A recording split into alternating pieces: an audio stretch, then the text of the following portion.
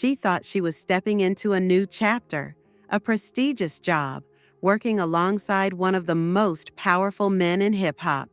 But from day one, she realized she had entered a world she didn't control, a world where loyalty comes at a price, and one wrong move could cost you everything. Capricorn Clark wasn't new to the industry. Before joining Bad Boy, she had briefly been affiliated with Death Row Records, a detail Diddy didn't overlook. On her very first day, with no raised voice, he dropped the threat like a blade. If she had any connection to Suge Knight, he'd have her killed. She was stunned. His tone was calm, almost polite, but the message was deadly. At his side stood Paul Albert, known as Uncle Paulie, stone-faced, built like a wall, saying nothing. She had just signed her contract. The rules of the game were clear. Over the years, Capricorn climbed the ladder, from assistant to marketing director, to managing Cassie's entire image. But success came at a cost. Sleepless nights, constant pressure, surveillance that never stopped. She said she slept 2 to 4 hours a night, grew ill from stress, even suffered from alopecia. A doctor told her bluntly, if she didn't leave this job, it would destroy her. But in Diddy's world, walking away isn't always an option. Soon after her hiring, she was accused of theft. A watch, a necklace, expensive jewelry on loan from Jacob the jeweler. Then everything changed. Uncle Paulie showed up at her home, searched her things, and took her to an empty building, supposedly the future Bad Boy offices. On the 6th floor, locked inside with a large man she didn't know, smoking, silent, she was ordered to take a polygraph test. If she refused, they'd throw her in the East River. Terrified, she complied. The results were inconclusive. She was too nervous, too shaken. So they made her do it again. 5 days in a row, all day, no exit, no contact. And Diddy? He never checked in, never asked about her. Nothing. Still, she stayed, because in that world, silence was survival. Fear was management. December 2011, everything unraveled. Cassie had started seeing Kid Cudi. Diddy found out. Capricorn, fearing her phone was monitored, bought Cassie a burner phone. She knew what would happen if Diddy discovered the affair. One night, Diddy showed up at her place, agitated, sloppy, his pants torn, exposing his underwear. In his hand, a gun. He demanded answers. Why didn't you tell me? Who is Scott? Scott, as in Kid Cudi. Without waiting, he told her, get dressed. We're going to kill him. They got in a car. Ruben drove. Capricorn stayed silent, frozen. They raced toward the Hollywood Hills. When they reached Kid Cudi's house, Diddy and Ruben got out. Capricorn stayed in the car and called Cassie with the burner phone. You have to stop him. He's going to kill him. Diddy returned and realized she'd contacted Cassie. Furious, he called the number back. Now he knew Cassie had a secret phone. Then Kid Cudi arrived, saw the situation, and drove off. Diddy and the others chased him but lost him. Police sirens rang out. The chase ended, but the violence didn't. Back at Diddy's home, Capricorn witnessed the beating. Cassie was on the ground, curled up, silent. Diddy kicked her, again and again, never used his hands, just his feet. Ruben stood nearby, did nothing.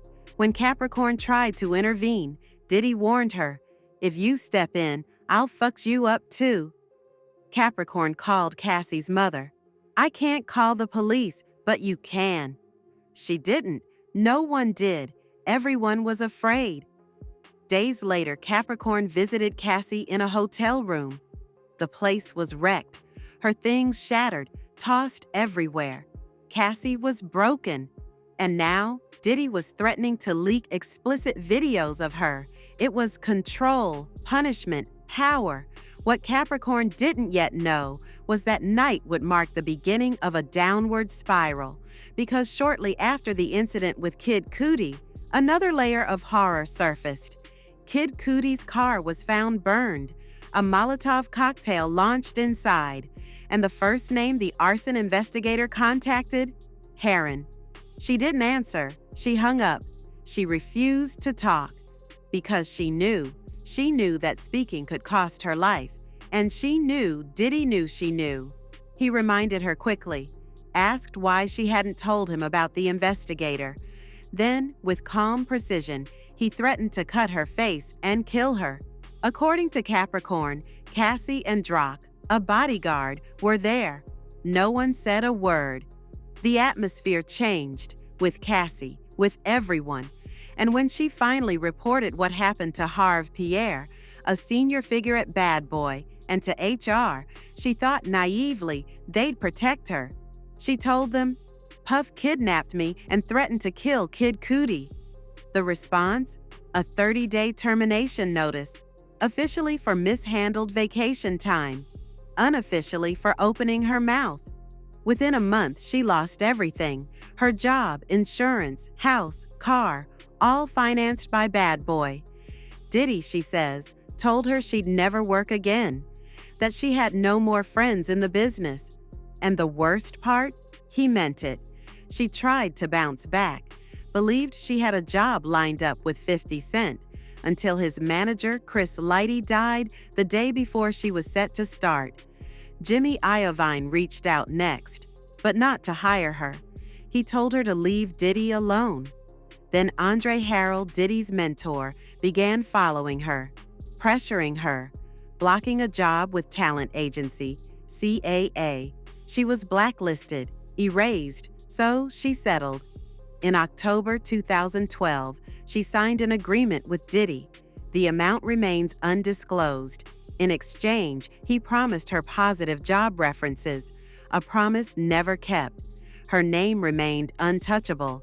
Still, from 2014 to 2021, she emailed him birthday wishes, apologies, pleas. She wanted back in. She wanted her life back. She just wanted to work again. In 2024, after federal raids on Diddy's homes, she pitched herself as his new chief of staff. She believed that if she returned publicly, the industry might forgive her, that the curse might lift. But nothing happened. She remained on the outside, and yet, in that courtroom, her emotion was raw. She wasn't faking. She trembled. She cried. She spoke with conviction about what she'd seen, endured, lost. But the defense was ready. Diddy's lawyer, Mark Agnifilo, approached carefully. At first friendly, then surgical. He probed every weakness. Why did she stay, despite everything? Why did she want to return after everything? Why those emails? Was she truly a victim? Or just a bitter ex-employee seeking redemption? Then came the topic of Cassie, and the mask slipped. Capricorn showed her resentment. She said Cassie was temperamental, not a true live performer, lazy in LA, spoiled by the label.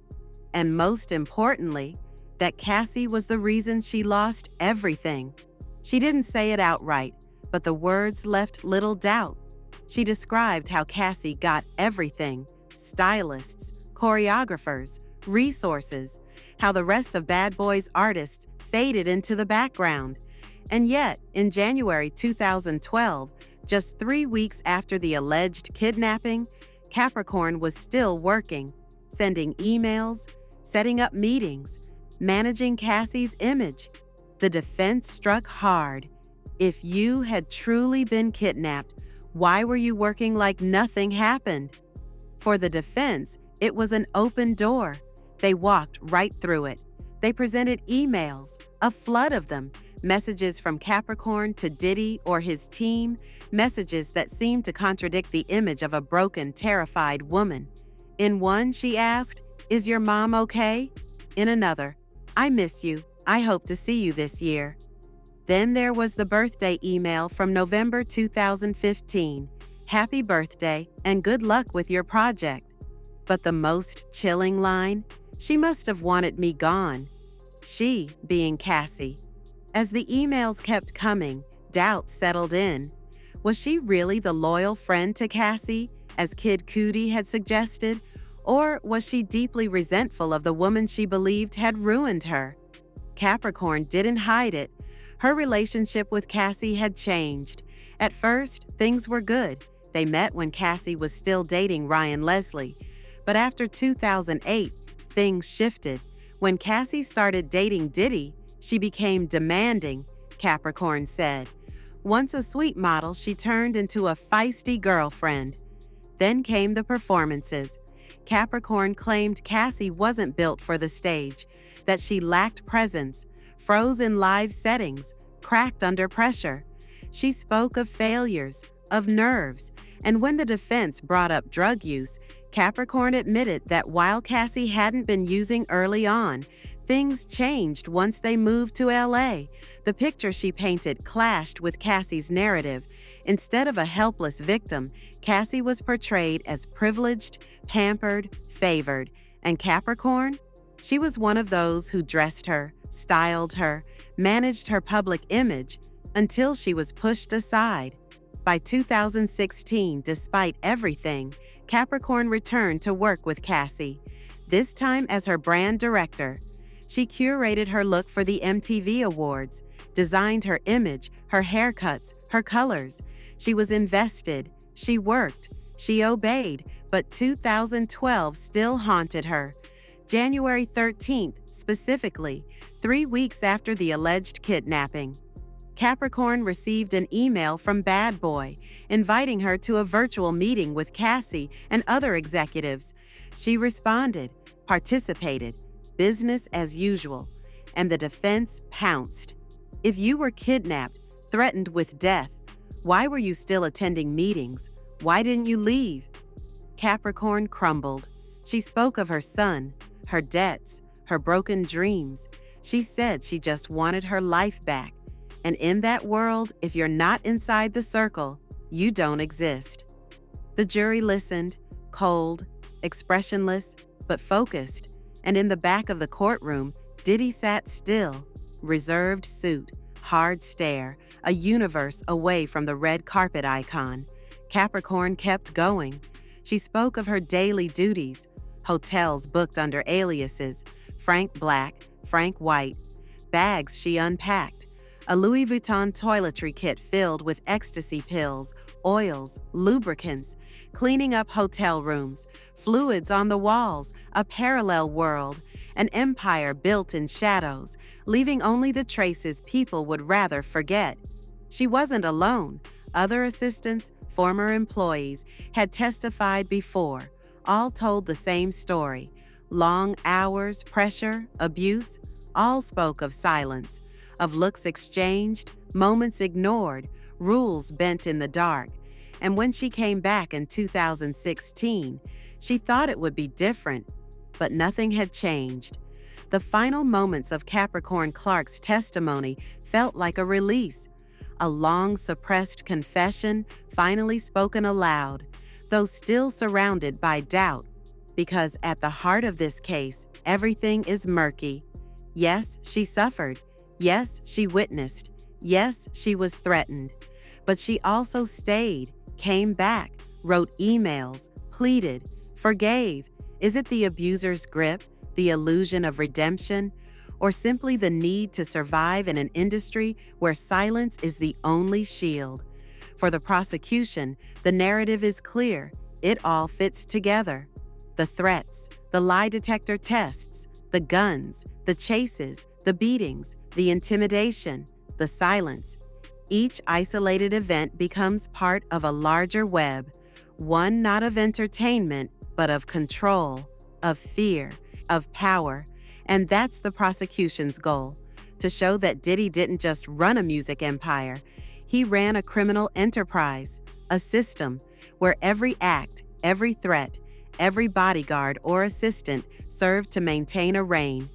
Capricorn Clark isn't perfect. She hesitated. She stayed quiet.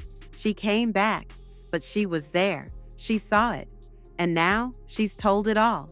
Her words echo those of others, Cassie, Kid Cudi, Drock, and more, And then there's the bottle, the Molotov cocktail found in Kid Cudi's car, bearing a female DNA trace, a lingering mark of everything Capricorn tried to escape. Inside the courtroom, the tension thickens.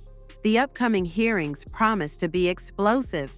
The arson investigator from the Los Angeles Fire Department is expected to testify. An LAPD officer, too, and others still unknown to the public may bring even more hidden truths to light. But one thing is certain, this trial is about more than just one celebrity's fate. It's about a system of power, fame, abuse, and impunity beginning to crack. And at the center of that rupture stands the voice of a woman who, after losing everything, finally chose to speak.